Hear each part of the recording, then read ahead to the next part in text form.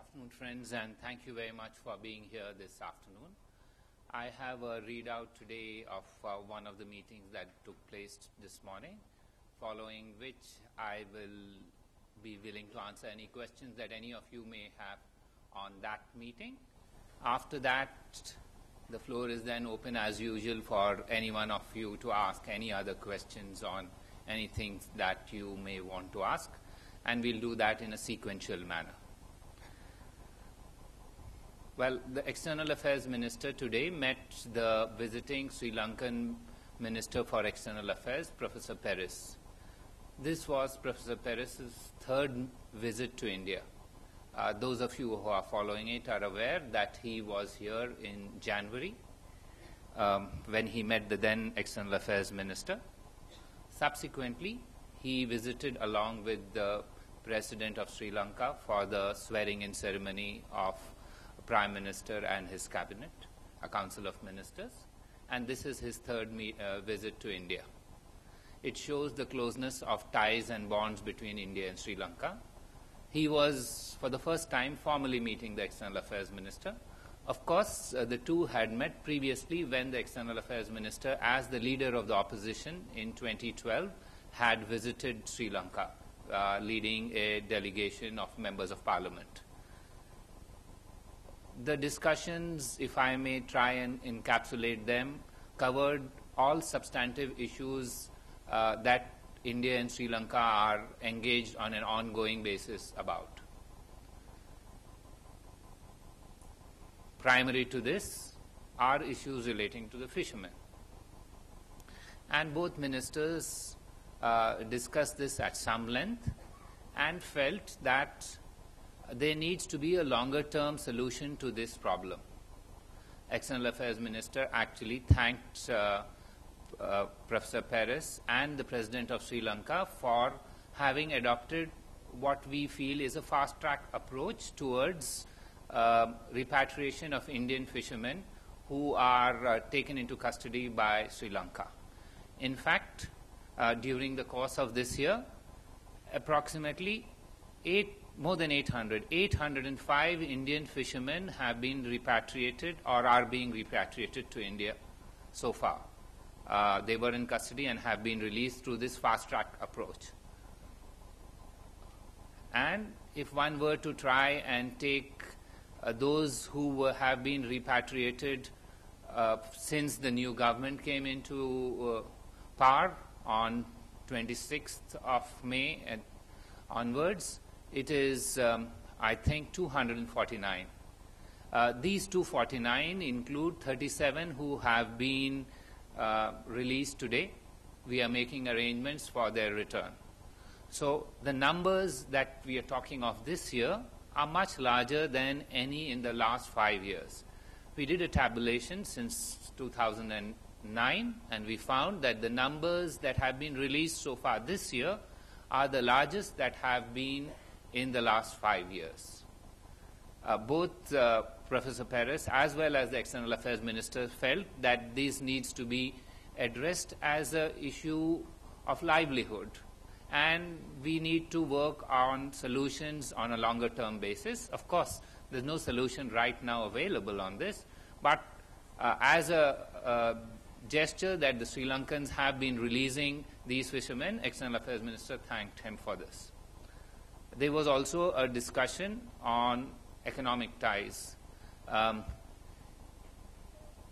Perhaps you are aware that Professor Peris was in Hyderabad yesterday and to discuss with the Chief Minister of Andhra Pradesh about an investment from Sri Lanka into India. This is the largest Sri Lankan investment from Sri Lanka into India. It's approximately $1 billion. This relates to a garment city called Brandex, which is in Visakhapatnam. And currently, it provides employment for about 38,500 Indian nationals. Broadly, there will be some in Sri Lankan nationals also, but approximately that's the number that we have in terms of. Also, there was a discussion about Indian investment into Sri Lanka, which is approximately of the same size over the last decade or so. Both the minister, however, felt while the investment is moving freely, there are issues with trade. India and Sri Lanka have approximately, I think, on last count, a trade turnover of about 4.8 billion during the last financial year. Now, this is slightly less than previous years. There are issues that need to be addressed, and both the ministers felt that it is time that both of us need to address these issues. Other than that, there was also a discussion on measures that Sri Lanka is taking in terms of initiatives relating to accountability and reconciliation on the island.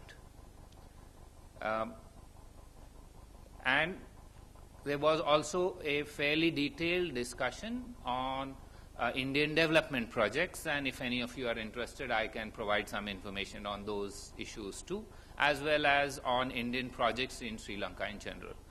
I think that's what, in a summary, I can say was the discussion. Yes, the Sri Lankan foreign minister has invited the external affairs minister to visit Sri Lanka at an appropriate date. As you are aware, India and Sri Lanka have a joint commission, and the external affairs minister has accepted this invitation. The dates will be worked out according to mutual convenience through diplomatic channels. I think I'll stop there, and if any of you have any questions on this, I'm willing to answer. Otherwise, we can go to the next issue. Yes, Padma Rao? Akbar, you said that one of the things discussed by Professor Paris and Mrs. Swaraj was measures taken vis-a-vis accountability and reconciliation in Sri Lanka.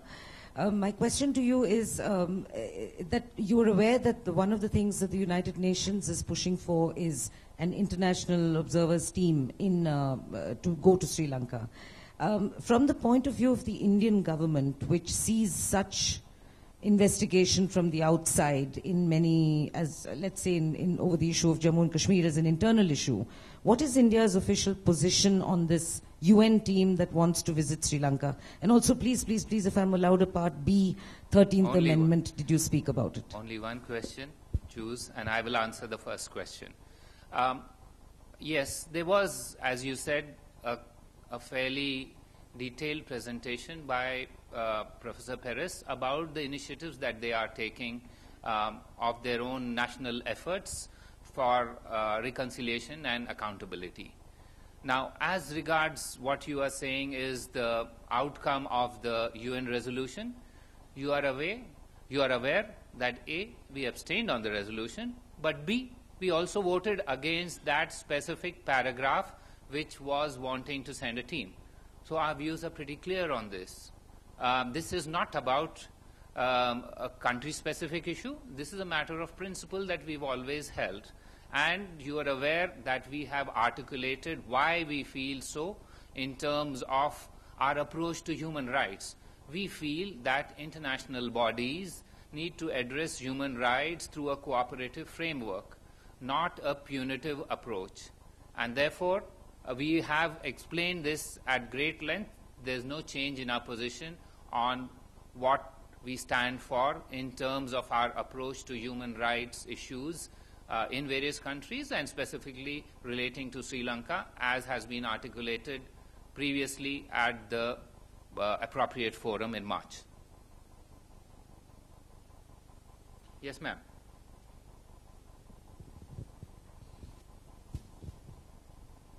Did they discuss the issue of Sri Lankan refugees, asylum seekers coming to India? And did they discuss the boat of Sri Lankan asylum seekers that has been stranded on its way to Australia? And I'm asking that second part because there's a group in Tamil Nadu saying that about a quarter of those people have actually come from refugee camps in Tamil Nadu. I think we discussed this with governments. Issues relating to refugees, etc., are discussed with governments.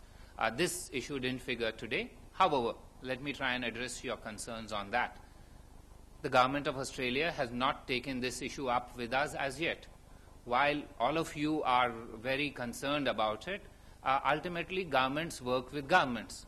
And when the government of Australia takes this up with us, we will respond appropriately to those issues. At this stage, this has not been taken up with us. So obviously we are not discussing with another country about this. Yes.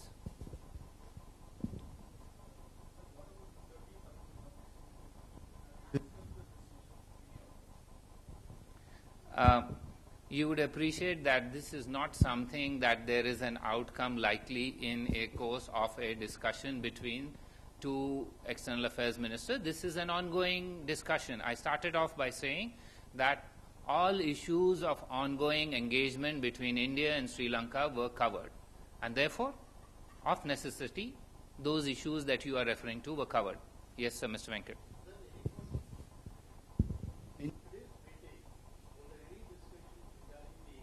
Still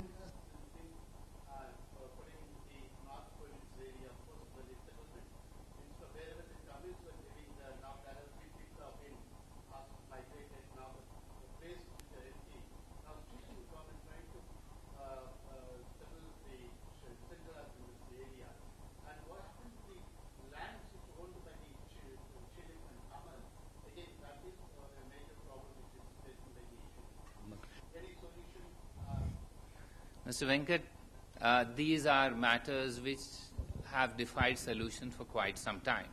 You are aware of this. There is an ongoing discussion and engagement between India and Sri Lanka on various aspects relating to the Tamil community in Sri Lanka. And there are several elements to that discussion which is an ongoing nature.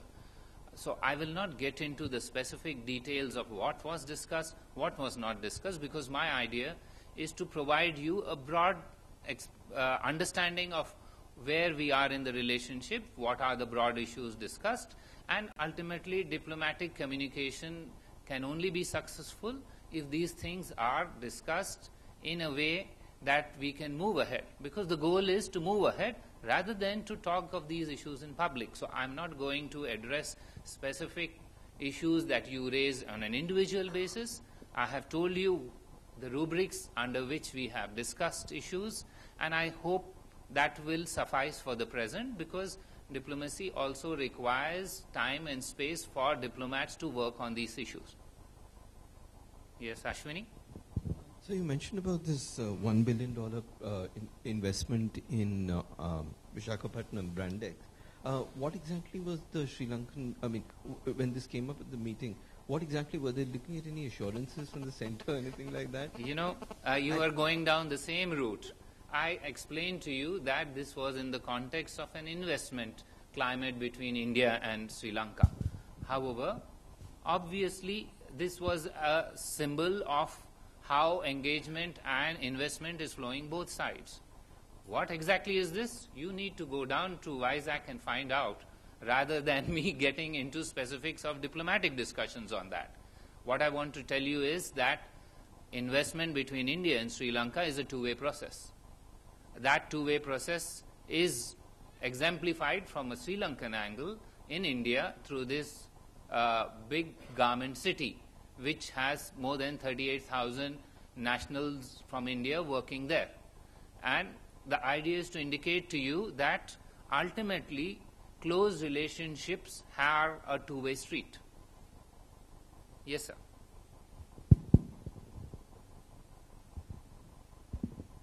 There is a press release from the Sri Lankan government which is saying that both countries have agreed to deal with the fishermen issue with some practical arrangements. Shall I know what is the arrangements we have taken already, or is there anything discussion going on that international maritime borderline issue? I do not know the press release that you are talking of. I do not know what it is. However, as I said, right now, External Affairs Minister thanked the External Affairs Minister of Sri Lanka about fast-track approach for release of our fishermen. I've also told you how that fast-track approach has helped. 249 Indian fishermen have been released in less than 2 months. In fact, perhaps 6 weeks or so. A total of 805 Indian fishermen have been released in about less than 7 months. This is far, far more than the numbers previously.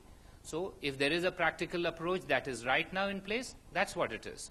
As regards the longer term approach, there is a an understanding and an agreement of both sides that we need to address this. We are not down that road as yet, having addressed this fully. So once we address it, we certainly will share those details with you. But at this stage, there is only an understanding that this needs to be addressed. Yes, Deepanjan? Did the issue of this recent riots in Sri Lanka come up between the Buddhists and in any way in this meeting? No. Next. Yes. Sir, did India reiterate about the implementation of the 13th Amendment and going beyond it? I already told you our stated position is well known. I don't need to every time tell you. I said that all issues of a substantive nature where there is an ongoing engagement were taken up and discussed. And please do understand that I am trying to give you a summary of a meeting which is more than 2 hours plus. So of necessity, that summary is going to be, by your reckoning, cursory. But by my reckoning, I am here to provide you broad contours, not specific details. Yes, Rajiv? Akbar, did the issue of Kachatibu was raised by either side, and what is the current status?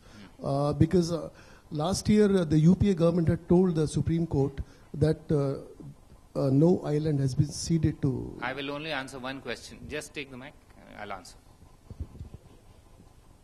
The answer to your first question is no. Yes. Anyone else? Otherwise we move to something else. I mean, let's follow the norms that we all have agreed to. If senior journalists willfully violate these norms, then I don't know what it sets for others. Repeatedly you are violating those norms. My request to you, please, is ask one question and I will answer that. And there are others here who will ask other questions and I will answer those too. I am not answering any more. Yes, anyone else? Okay, anything else? Yes. Amrita? Akbar, the question is on Iraq. The families of those who are still trapped in Mosul conveying to one of my colleagues, as you can understand, their anxiety and frustration. And also articulating they feel that the government hasn't done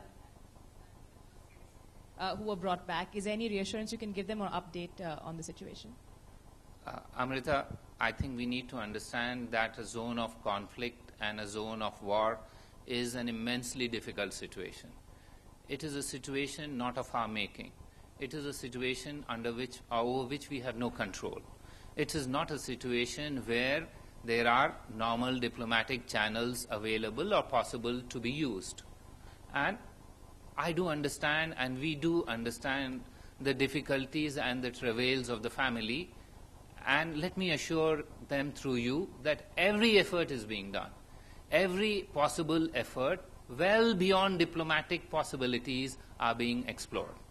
Now, I do understand several of you repeatedly ask me, what is the situation today? And my answer to that previously has been that if there is a change in the status, we will certainly share with you.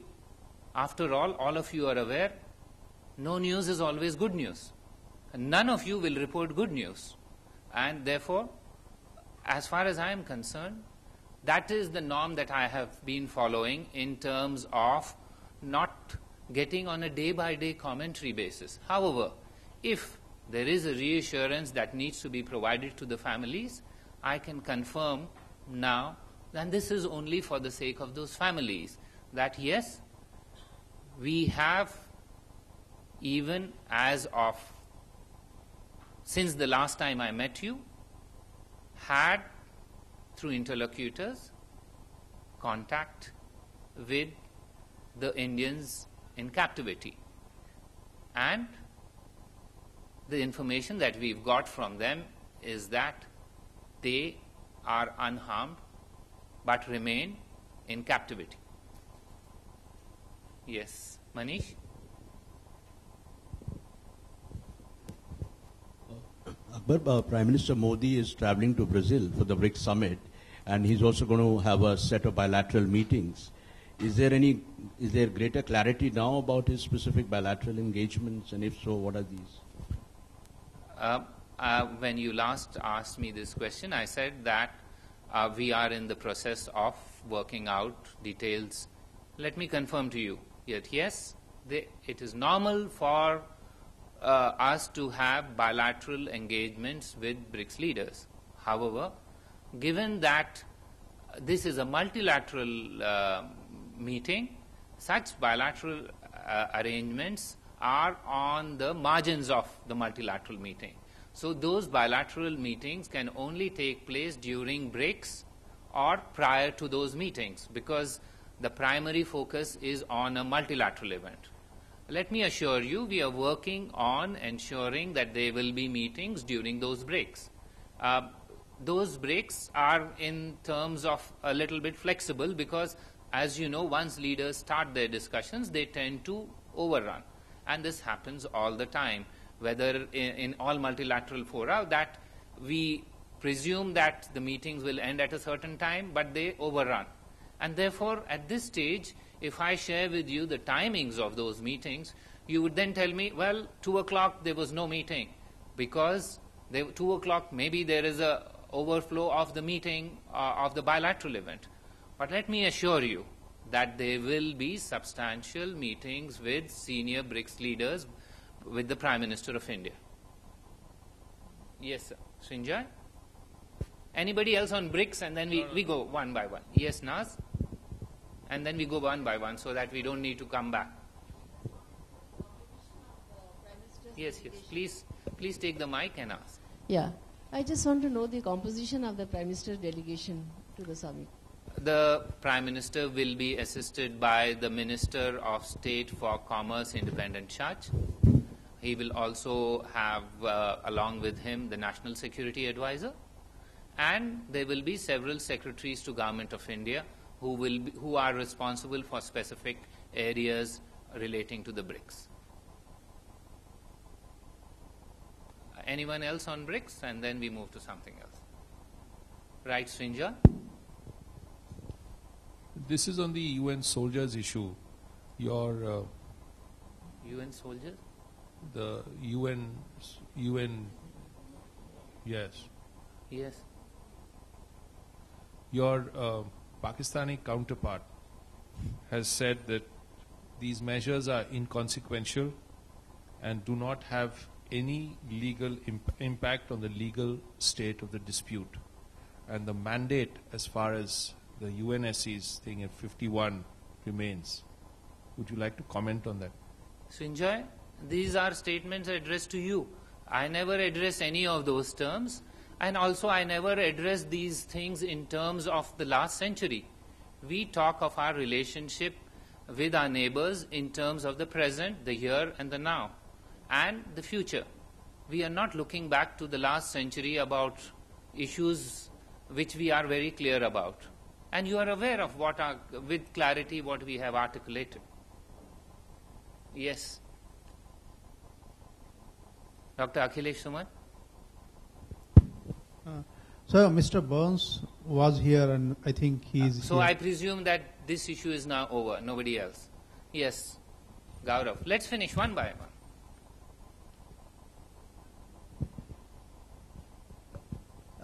Does India want Unmogip out of that residence, or we want them out of Jammu and Kashmir and we want them out of India?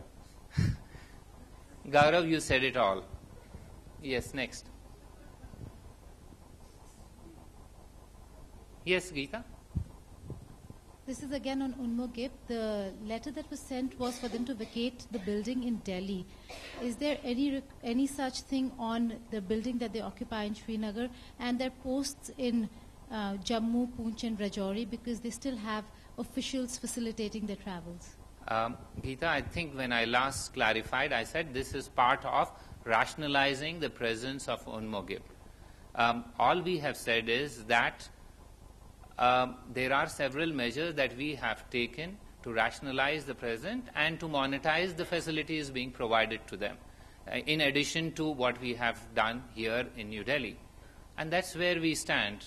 I think I was very clear. It's available on the record. And you're also aware of our generic position on that. So I don't want to, again, repeat a position that we've been repeating for about 40 years. Yes. Santosh?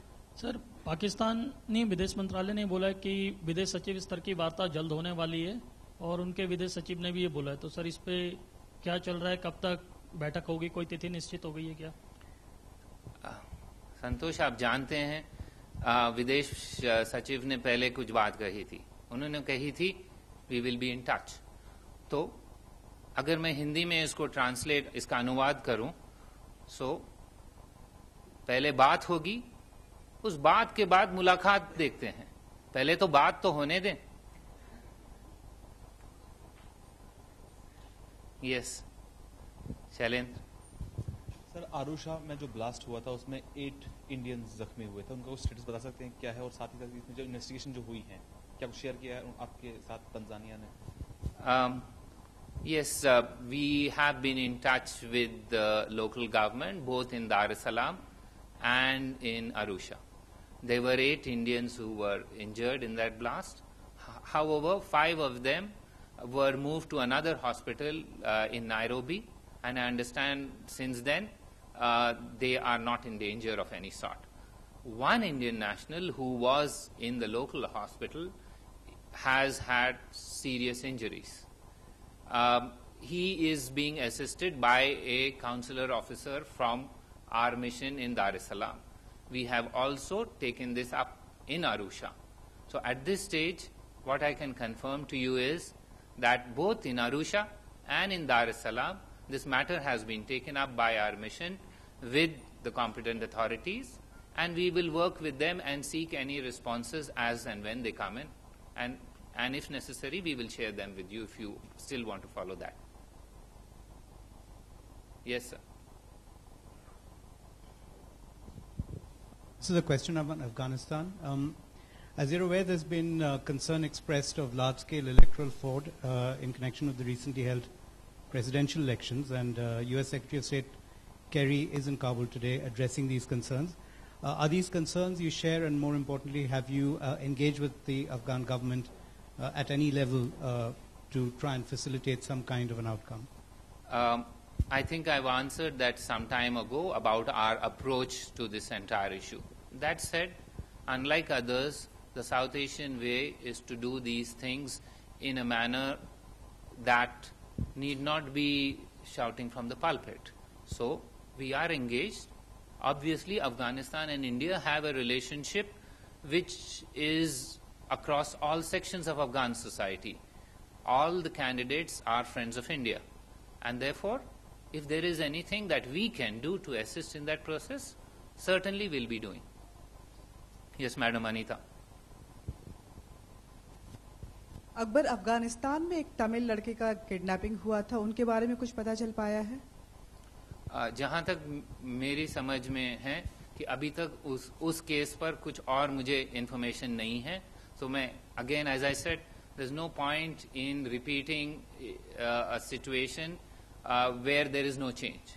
So I can confirm to you that there, as far as we are concerned, there is no change in what I last told you. Yes, Dr. Akhilesh Suman. Sir, William Burns was here. So can you throw some light on the visit? I think he has thrown quite a lot of light. He is on television saying what he... well, if you would like me, let me try and encapsulate again. The visit was to chalk out pathways to the forthcoming strategic dialogue, as well as the forthcoming visit of Prime Minister to the United States. So what we've begun now is a process whereby paths are being chalked out.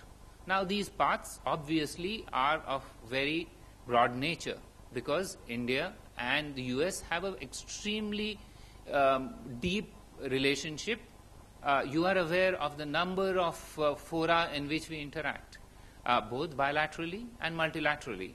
So our effort is to have a strategic dialogue which paves the way to a summit level meeting with concrete outcomes. And that's what the process that has been initiated by Deputy Secretary Burns is all about. Anyone else? To Pakistan? Yes, sure. Last question. As you said, sir, कि पहले बात होगी फिर मुलाकात होगी. Should we presume कि जब से टच में होने की बात आई है तब से बात तक नहीं हुई है? नहीं, I think I will like to recall what the Foreign Secretary said then. बात तो कई तरीके से होती है. She also said we have diplomatic missions there and here. Sure, our diplomatic missions are in touch, and you are aware every time they come in contact us, you get the information. So you are aware of they have been contacts. Certainly, as diplomats, there are regular contacts. लेकिन अगर आप पूछ रहे हैं कि दोनों विदेश सचिवों की बात हुई, मेरा जवाब है पहले बात होने दीजिए, उसके बाद मुलाकात होगी. No, I think we will end this right now. Thank you very much.